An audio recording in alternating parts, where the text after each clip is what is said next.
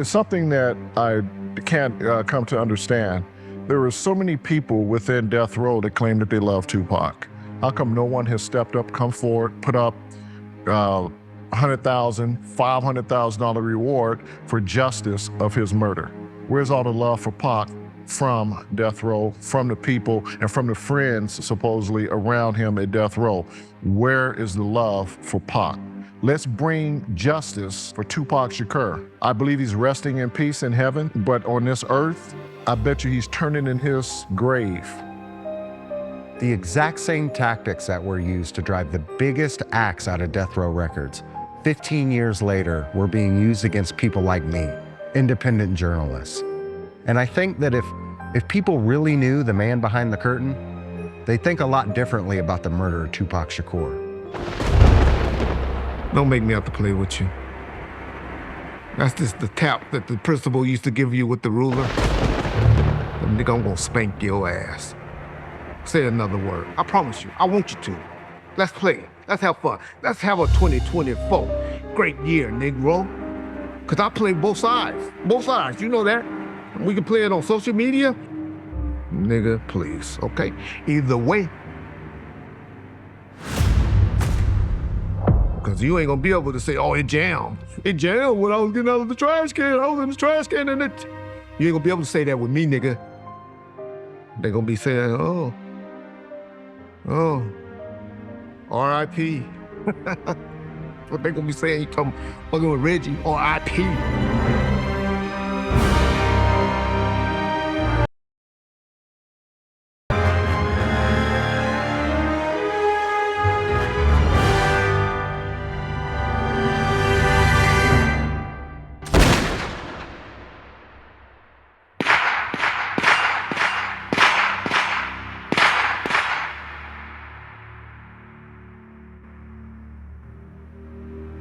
By the year 2009, the Tupac murder investigation remained at a standstill. It saw Frank Alexander release a third documentary, doubling down on the contention that at least at some level, Death Row Records had an involvement in the shooting. You, Layla, and Glow, I believe it's going to bring a lot to this here Reckoning Part 2. Because Part 1, we really, I mean, you haven't watched it yet. You need to watch them in some time. I will. We put it out there. And while the film was made with the cooperation of Tupac's estate at the time, the movie struggled to find its audience. But speaking of struggles, the LAPD task force led by Greg Kading was also suffering from a credibility issue. In less than a year after 4 dozen convictions were overturned in Kading's other big case, Kading was removed from his task force, where it looks like he began making copies of the entire Shakur and Wallace case file. We just didn't find out why for another 2 years. And then I never saw or heard of Kading again. Right. Yeah, I think that was his last day on the task force, I believe. And I got rumored lately that the prosecutor, the federal prosecutor, said that you're done. I don't want to even hear or talk to you ever. I don't want to see you. And then it was shortly thereafter I heard that he left the department. I couldn't find out if he was fired, or he quit in lieu of, or he retired in lieu of, but I just found out he was none of the department anymore. If you pay attention to that timeline, right after Kading leaves the task force, Los Angeles police on Kading's task force suddenly change tactics, and they offer the Las Vegas police the opportunity to question Duane Davis about the Shakur murder. But there are strings attached. Wouldn't you think, to save themselves a headache, that they would want to solve it? So even when Los Angeles police tell Vegas the only interview they'll get with Davis has to be in Los Angeles, of course they are going to go. Oh, and I forgot one thing. Los Angeles police insisted that Greg Kading's partner and friend Darren Dupree also be in the room during the interview. But if I were Long, I would have wanted to speak with Keefe and another Las Vegas PD officer with me and not had LAPD inside there. I want to speak to my witness with my other partner, but I don't need LAPD in there. There's no reason for that. Why are they in here? But on September 9th, 2009, Detective Long from the Las Vegas Metropolitan Police Department met with the man Mr. Kading said was part of a murder. And Kading's not here. He'd been taken off the case. With Kading's arrogancy, there is no way this would have taken place without him if he was still on the task force. You're not going to hear Greg Kading tell you that one. The other thing you won't hear Greg Kading explain is why anyone thought it was a good idea to coerce a witness. Because in that very Davis interview, the moment Vegas steps out of the room, documents show Dupree coaching Davis on what to tell Vegas. He even tells Davis where to limit his story, so he can, quote, sleep at night. In reading this transcript, once Detective Long leaves the room and you've got Darren Dupree and it looks like the attorney, they're completely leading Keefe on what to say and to stick to the story and not let Keefe speak freely. And instead, they're putting words in his mouth to say, this is what you need to state during this interview. If you stick to this story, you'll sleep well. If you don't stick to this story, you're not going to sleep well, and we're going to potentially cause problems for you, which is complete police coercion, which is crazy. It's not acceptable. It's hard to be believed, but I'm reading it, so yeah. Now, I can't sit here and tell you that Mr. Davis was a genius for telling the story outside of the proffer session and after the proffer session and then writing a book about it and going on several YouTube channels to promote the story. But what I can question is whether or not Mr. Davis actually had any latitude to ever change that story or any motivation to recant the story out of fear for what might happen to him if he didn't tell the same story over and over again. He still had to answer to a detective that was on the Los Angeles Police Department who had a reputation of penalizing people that broke with the story they had agreed to tell. So if Mr. Davis says, well, I didn't really mean it, or I was put up to it, or I just told them what they wanted to hear in the proffer session, then you run the risk of pissing off somebody on the LAPD who's got a proven track record of hitting back if you change the story. If you don't support the narrative, there will be retribution. The real takeaway from the George Torres Ramos case isn't the fact of whether or not Greg Kading told a lie or whether or not he had, as the judge said, reckless disregard for the truth. That's immaterial, and it's a deflection. What's important about the George Torres Ramos case is that Mr. Kading was shown offering witnesses and informants money, cars, houses. So it doesn't really come as a surprise that by the time Keith Davis walked into a proffer session with Mr. Kading, we don't know what was told or promised to Mr. Davis prior to that meeting. I feel like that there is a race to shape the narrative. Anytime new evidence is presented against the standard, it was Orlando Anderson, it was Keith Davis. But it was only a couple years before Kading showed the world what he had been working on since he'd left the police department. The 2011 book, Murder Rap. What do you say to people who would say that Detective Kading retired and just wrote a book to profit from the death of these two stars?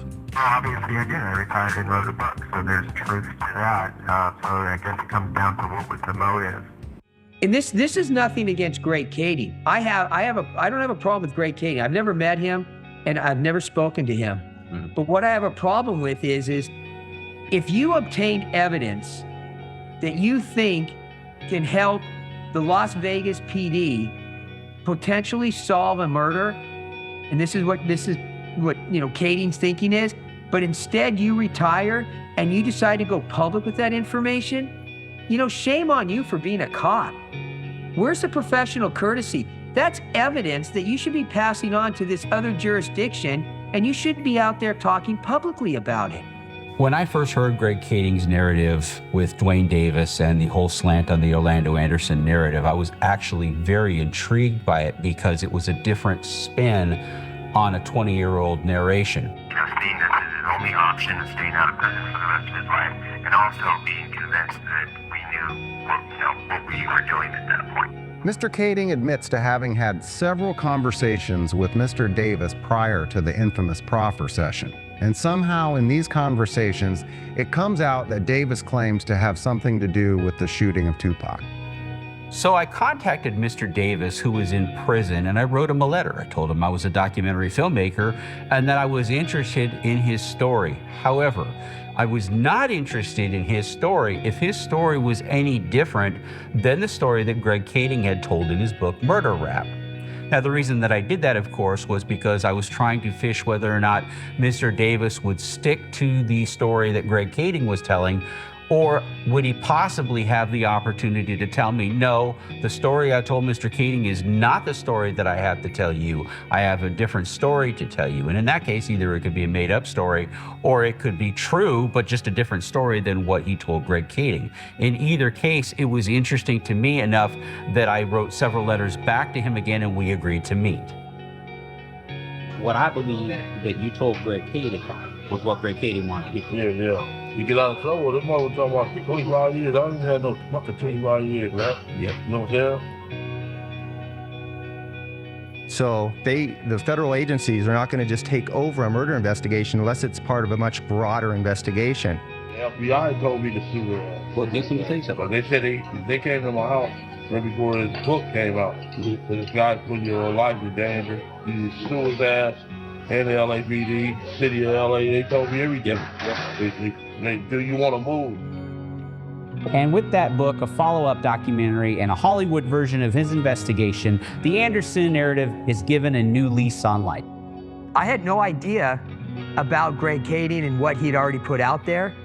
And when I became aware of it, that's when I told some of the people that some of these directors and producers I was working with and talking with, I told them this stuff that Kading's put out there is just flat out wrong. And I can prove it's wrong.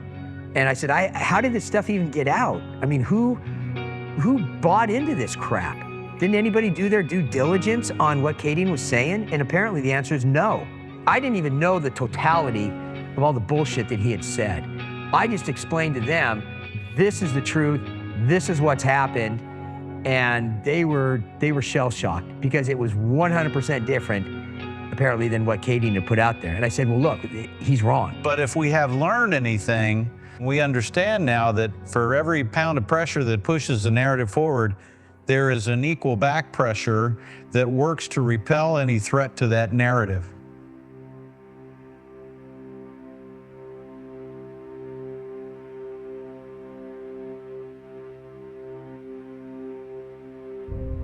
Anytime new information is presented, there is an immediate response to try to spin the narrative back to it was Orlando Anderson and Keith Davis in the white Cadillac. The second most controversial thing that we've done is that we came across a letter that was we call it the confession letter, that was given to us by Chris Blatchford at Fox News.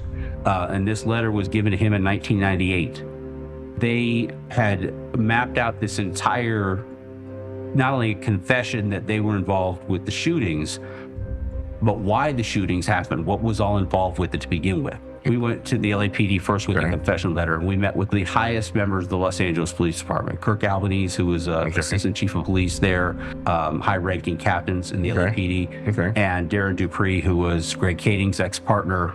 Russ and I gave them a copy of the confession letter. And within several days, that letter leaked. And we weren't going to even publish the names in the confession letter in the book until we'd had a chance to give it to the police first to investigate. Because who wants to be irresponsible like that? No, of course not. At the end of the day. So we did that. But again, like I said, nobody really has come back with, other than, oh, that's silly, a reputable rebuttal to it. Basically, just say, here's so you There's said a this. rebuttal online, and what the rebuttal they did is they went into a guy by the name of Robert Soria, who was the guy who gave Chris Blatchford the letter. Because he was the one who gave the letter to Chris Blatchford, they say, well, he all made it up. He's a paranoid schizophrenic, and basically attacked the messenger. Shortly after RJ Bond and Russell Poole left the LAPD, I'm getting inboxed the evidence that they presented to them with a request to leak it out on the internet within hours of this meeting.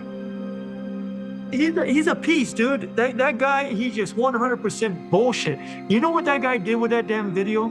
An example of shaping this narrative is on Machiavelli board, a Tupac forum. The investigator, Greg Kading, released a mugshot of Michael Moore and said, see, Michael Moore was there, and this is his mugshot from the night that he talked to police. The mugshot wasn't even a mugshot. It was for security clearance. It was a picture that had nothing to do with the case.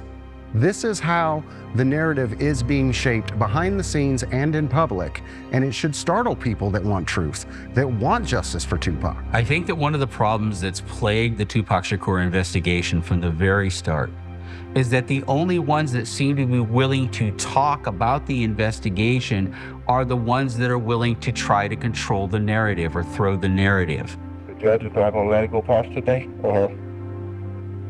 If you didn't get lost and not get the subpoena today, I think you'll be fine. Yeah, Reggie. They weren't willing to give any information. At least that's what Vegas police were told, and we know the reason why many of their testimonies were suppressed. I was never interviewed by any of the police agencies, the FBI, nor Las Vegas PD. And I found that to be a little strange because for the last week, I was with Tupac, and I didn't get a single question from anyone about what I thought, what my theory was on what happened, nor about the Nextel phones where I had heard the conversation that said, got him. But what the police don't understand is that the same person that's pushing the narrative about the Orlando Anderson case is also actively suppressing the testimony of death row employees like Michael Moore, like Frank Alexander, people that had things to say, death row Dave Matthews. At 3 o'clock or 4 o'clock in the afternoon in Las Vegas, at the Luxor, security was all brought together by Reggie Wright on the day that Tupac was shot, and we were told not to carry weapons. And did anybody ever ask why? No, because we were all armed. And did you find that kind of strange? We thought everybody after the fight at the casino, and everybody thought it was strange. That why were guys told not to carry weapons? Even the cops that were there told not to carry weapons. Everybody was told not to carry weapons. Anybody that could provide information that might have been helpful to the Vegas police were basically stonewalled and frozen out. Meanwhile, they're telling the Vegas police, go chase the Orlando Anderson narrative, go chase the Orlando Anderson narrative, and that's all Vegas police had to work with. The Tupac investigation was massive. It occurred in front of a lot of people. It had a lot of exposure, and it included a celebrity. Now that changes it into level B. Since you got a celebrity now, the celebrity has lots of friends that have money. And the first thing they do is contact the boss, contact the sheriff,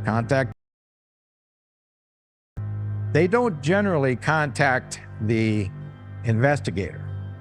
They don't do that. They contact the bosses that control the investigators. He said it right out of his mouth, and his girlfriend confirmed it. Who, Reggie? Yeah. What did he say? Say what you did. He said they want me dead. You know, I'd talk about Suge Knight and Reggie Wright Jr., I'd speculate, and I'd put information out there just like anyone else. I never knew Reggie Wright Jr., the man. Frank Alexander, who was Tupac's bodyguard, who was driving the car behind him, was someone we interviewed. And again, that first night, I don't think he was totally forthcoming on everything he knew. His story basically matched everybody else's. As the investigation progressed and we started getting more information, Frank was re-interviewed, and Frank was very much more forthcoming. In fact, he gave a lot of information that really helped as far as what we were looking at. It was quite obvious that that information pissed off some people. Well, a time came where I did find out about Reggie Wright Jr., the man, and I'll say this to you. You don't want to be on the wrong side of it. Do you know how many people seen that shit in prison? Do you know 2 days after that shit went out, do you know I got fucking raped? I feel like if you go against the narrative or you go against the grain, that's when the life ruination stuff happens. All of a sudden, I've got pictures of my house on the internet. Police are coming by to do welfare checks. I'm getting pulled over more frequently. People are trying to leak things of my business partners, ruin my relationships, all on the hint that new evidence could come forward. This is what happens when you go against this narrative.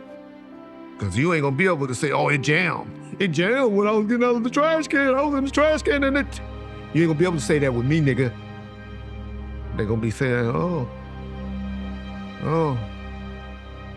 R.I.P. What they going to be saying, you talking fucking with Reggie, R.I.P. No threats, promises, bro. No threats. I'm tired of playing with you. I've been playing with you, reading your texts last 2 or 3 days. This is an incredibly destructive pattern of behavior. They'll do anything to keep that narrative alive. And if you go against it, you're toast. They don't want you around. What did I just say? Period. He said it right out of his mouth, and his girlfriend confirmed it. Who, Reggie? Yeah. What did he say? Say what you did. She said they want me dead. He said that they said you told a lot of stuff against Suge and Buntree and Pac. Police. I did. Yes, they said that they got the police report saying that you said that Frank, I'm putting my ass in. You said that you said that Suge was kicking, that Buntree Tupac was beating the guy up also. I never said any of that. Well, and she said that the people at DRR want you dead. I never said any of that. Well, neither here nor there. You know, I don't know what to tell you. Whatever you call here for me, if he answered the phone, and he do put me on the phone, make it real quick. He don't trust me at all. I know. If I had not quit, I think he's gonna fire me this week anyway. He don't trust me, period. I want to come to you. You said his girlfriend, Maria. What did he say to her? No, she told me that, asked me had I talked to you. I said, yeah, I talk to Frank all the time. I said, that's my partner. And she said, you know they bad at him. She said, Larry, they want him dead. He really said that, yeah. It all makes sense now. Relatives record came out in 2002, and that's how I ended up around Reggie Wright. I challenged him on graphics, of all things, for an album cover. And whatever I was doing, I was informed. Do not motherfucking touch anything. Do not fuck with our money. It wasn't until years later that I realized I had stepped into a situation, and I was the one that spoke the language to the distributor in order to get the advances. With something that you just said earlier in the interview, while we're doing this process, it made sense why he was so intense regarding releasing the album. Reggie was definitely delivering the album, and he thought I was stepping in the way, and I was only doing my job. What was crazy is it was on the old two-way pagers. I sent all of his messages on to one of my buddies so somebody had it, because I did not know what I walked into. I said, to hell with it, put it out. When I didn't publish the information that they asked me to, I started being attacked about my personal life, my public life. I wouldn't say direct threats, but they were implied.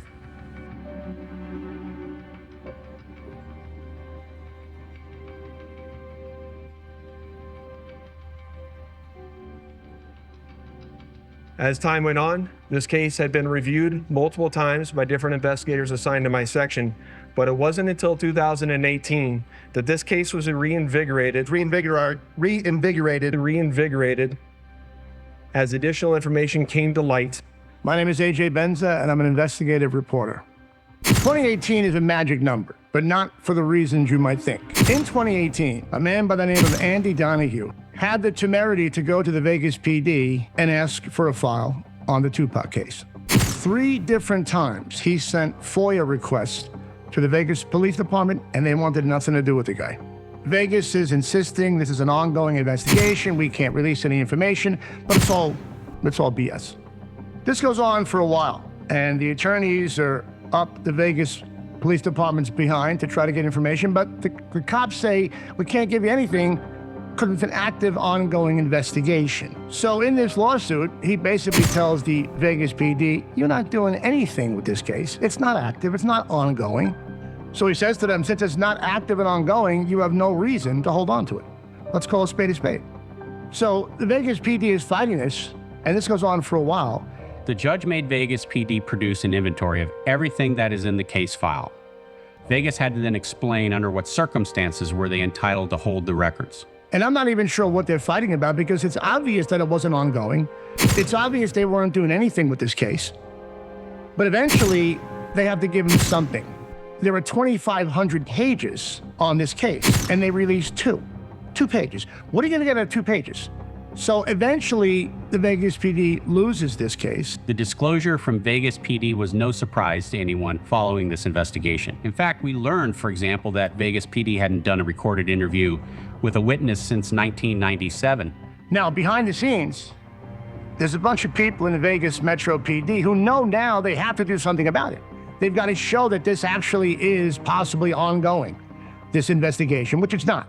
The bosses tell the investigator how they would like to see this handled. So they dump 2 pages on him, and the Vegas PD appeals the case. But they're scrambling around trying to find something to make it look like, oh yeah, we're still on this. We're still looking. But they're not. Vegas appeals the case, and they lose. So what do? They take it all the way up to the Supreme Court. And guess what happens? They lose again. For Donahue, it wasn't so much about getting the documents. He just wanted to prove that this was not an ongoing investigation. When Mr. Donahue received a copy of the 2 pages from the Las Vegas Police Department, one very important thing stood out to me, and that was the allegation by Detective Brent Becker in the report that the Cadillac was actually stolen and then recovered by the Vegas Metropolitan Police Department. In those case files, there actually is an evidence report from a vehicle that was stolen, and the police recovered it about a mile away from the shooting scene. Was it the white Cadillac? Well, that's what the report seems to allege. Why are we not hearing that from the prosecutor in Vegas? Why are we not hearing that from the Metropolitan Police now? Well, if you're Dwayne Davis and you have a defense and they've recovered a stolen vehicle and they've taken fingerprints and palm prints as they alleged that they did on a stolen vehicle, which may have been the Cadillac, the first question the defense attorney is going to ask were Mr. Davis's fingerprints or handprints on the stolen car when you lifted the fingerprints? If the answer to that question is then no, they weren't, you've got a real uphill battle from that point with a jury trying to convince them that Dwayne Davis did anything. Based on police reports that are in the Las Vegas murder file, a car was recovered, but it doesn't say the make or the model of the car in the police report, but they say that they took fingerprints, latents, all that sort of stuff and gathered evidence. But if there's no documentation that explains why that police report of that stolen vehicle is in that file, again, a reasonable person would think it's in the file because it has to do with the murder. But why there isn't, I know in the FBI we would have what's called an insert, and it would basically be a description with the document attached to it behind, so you don't just throw a document in a case file and everybody's looking at this going like, well, what the hell is this all about? You have an insert that describes what that document is or what that piece of evidence is, and obviously why it has something to do with being put in the case file. And you might ask yourself, Well, then why wouldn't they just come out and say that the white Cadillac was stolen? If this was just, I mean, I'm assuming in Las Vegas, there's probably crazy shit that goes on, such as stolen cars and all that all the time. Why was this particular stolen car put into this murder file, and the fact that it was recovered in close vicinity and in a close time frame of this murder?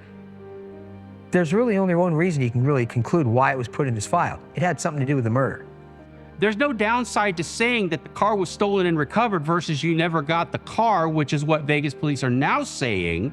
So you have to ask yourself which one's the truth. Let me ask you a question. If you were the lead detective, would you want to be anywhere around from September 7th to September 13th every single year, the last 27 years, and answer every Tom, Dick, and Harry who has questions? And now that social media has blown up, there's so many more people outside of newspapers or curious reporters coming to you. It's a shit show. And that's what Donahue really wanted to show more than anything, that no one's doing anything about this. But if you're Vegas PD, you want to keep up the illusion that you're actually doing something about it. So you call it ongoing and active when it's not.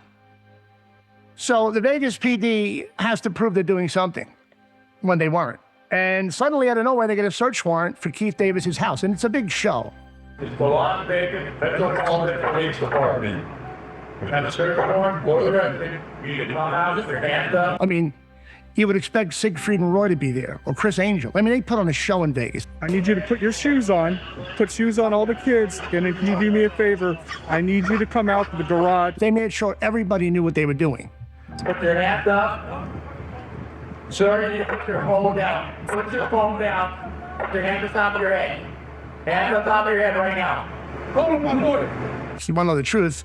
Way back in 2009, Vegas police sat down with Keith Davis. They have that interview.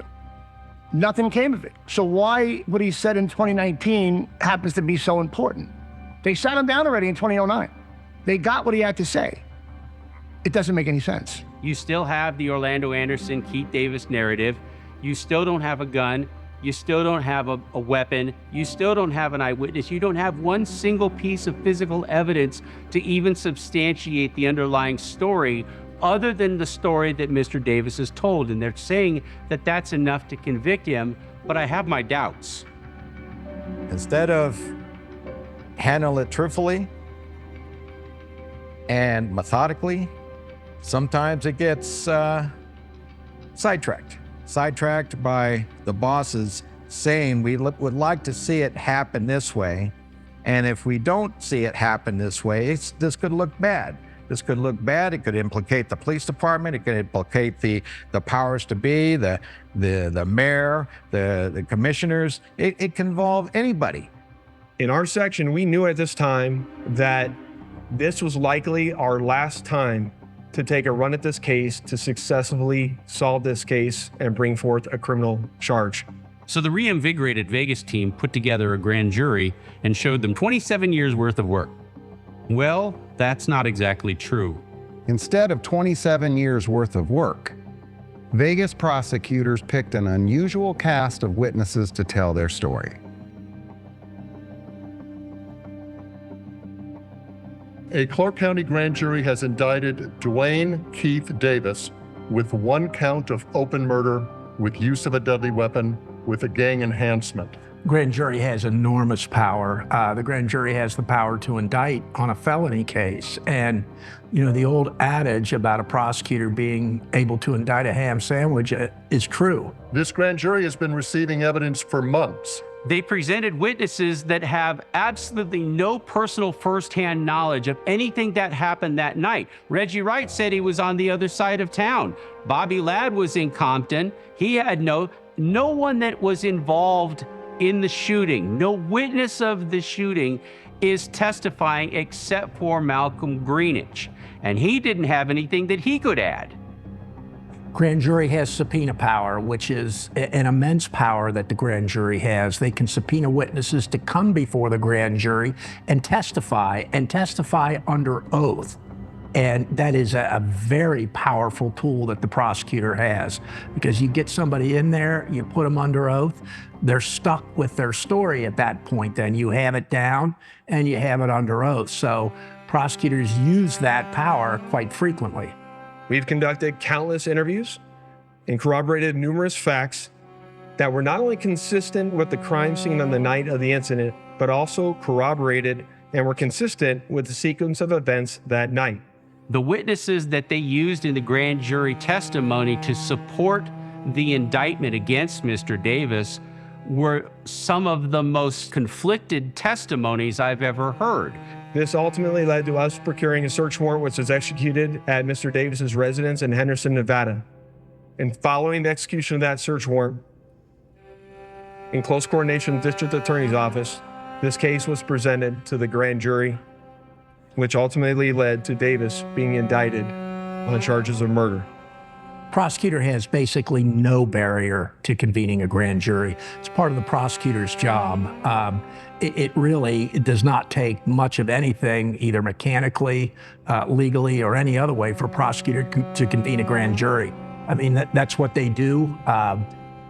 In many cases, the grand jury is an ongoing thing in larger counties, and it's very easy for a prosecutor to convene a grand jury. Even Las Vegas's own police reports contradict some of the grand jury testimony that was given to indict Mr. Davis in the first place. They're convened at the courthouse, sworn in by the presiding judge of the Common Pleas Court, and then the grand jury room is in the prosecutor's office. Let's remember that most of the witnesses, except for Malcolm Greenwich, a couple of others, is dead. Everyone that's alleged to have been in the white Cadillac, with the exception of Mr. Davis, they're dead as well.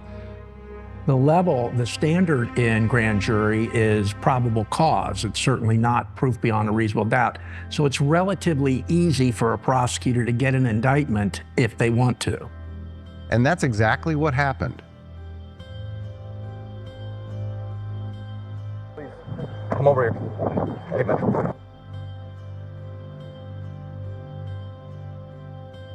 Come over here, all right? Thanks, buddy. Come on over here. Appreciate your cooperation, okay? I'm gonna stand right here in front of the car. Yep, Fletcher. Yep, we're gonna put it down. Put that down for a second, all right? You got nothing on here, right? Hook so.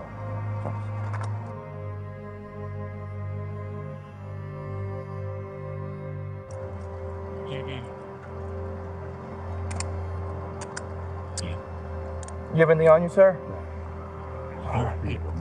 Thirsty? Okay, yeah, we'll get you a drink. Hang on, all right? Just want to make sure you got no weapons on you or anything, okay? Thanks to the great work of the Las Vegas Metropolitan Police Department under the leadership of Sheriff Kevin McMahill, Lieutenant Johansson, retired Detective Cliff Mogg, I am proud to announce the return of this document. This is the indictment we've been waiting almost 3 decades for. It spells out the facts and circumstances and what justifies a Clark County grand jury in returning an indictment. And it's full of testimony from witnesses with zero credibility. Even Leonard Jefferson, the photographer that took that last deer in the headlights photo of Tupac, the last photo of him that was ever taken, his grand jury testimony actually contradicts what he said to Vegas police in the Las Vegas police files. He said in his grand jury testimony that he was so involved in the entire event and so close to the shooting that one of the people that were trying to help Tupac and Suge mistakenly tried to get in his car. By contradiction, the Vegas Police Department files say that at the time Mr. Jefferson told him he wasn't even around the scene. We're not going to talk about any particular statements, but maybe he can address that, Globe. I have said for a while, and I guess I'm still willing to stand on it, that if the case becomes a referendum on Greg Kading, EVD walks.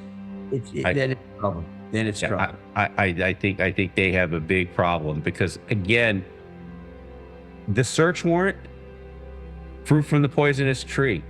The arrest, fruit from the poisonous tree. If everything that they base the search warrant on probable cause, let's say maybe they did come up with something new, but let's suppose that whatever that new thing was rooted in some, I won't say malfeasance, but questionable tactics. Right. Okay.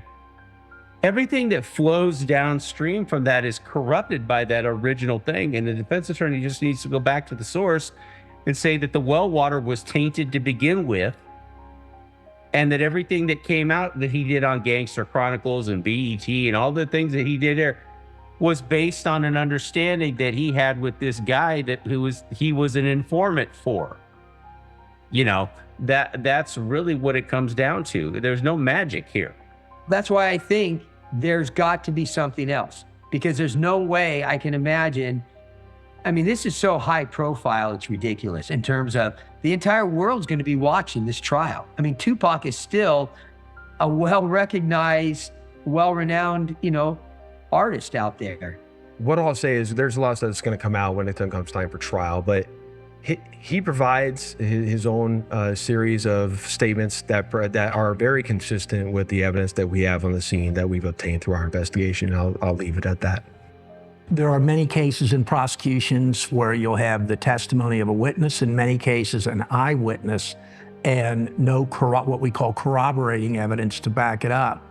Then it is the province of the trier of fact, whether it's a judge or a jury, to judge the credibility of that witness with no corroborating evidence to determine whether that witness is telling the truth or not. And a lot of times that's a tough job for the trier of fact. Again, if it's a bench trial, it's a judge. Jury trial, it's a jury. And now we have to bring up the issue of the witness list against Duane Davis, because it's turning out to be something of a circular firing squad. Because on the one hand, Bobby Ladd is saying, no, I think Orlando Anderson was the shooter. You have Greg Kading saying, no, I think Big Dre was the shooter. And both of these guys are witnesses for the prosecution, and they can't get their story straight. Well, I think reckless disregard for the truth could be classified too as perhaps sloppy testimony. Prosecutors generally tell witnesses when they know that they're going to be testifying at a trial, especially a murder trial, is they tell them to shut up. They tell them, do not talk to the press, do not talk to the media, do not do interviews. The minute you do that, you become fodder for the defense to be able to shoot holes in your credibility. Maybe not a bald-faced false statement under oath, but maybe hypothesizing or something like that. And that's where opposing counsel comes in and has to keep an eye on something like that. Which is why they will even sequester a witness in a hotel room for a month prior to trial, because they're that worried about outside influence, or that somehow their testimony might change or might be questioned by the defense. So they tell them, shut up. They tell them, don't say anything. Yet we find all these guys are running around doing interviews, and that's got to be a nightmare for the prosecution, because the more interviews I hear, the more the stories change.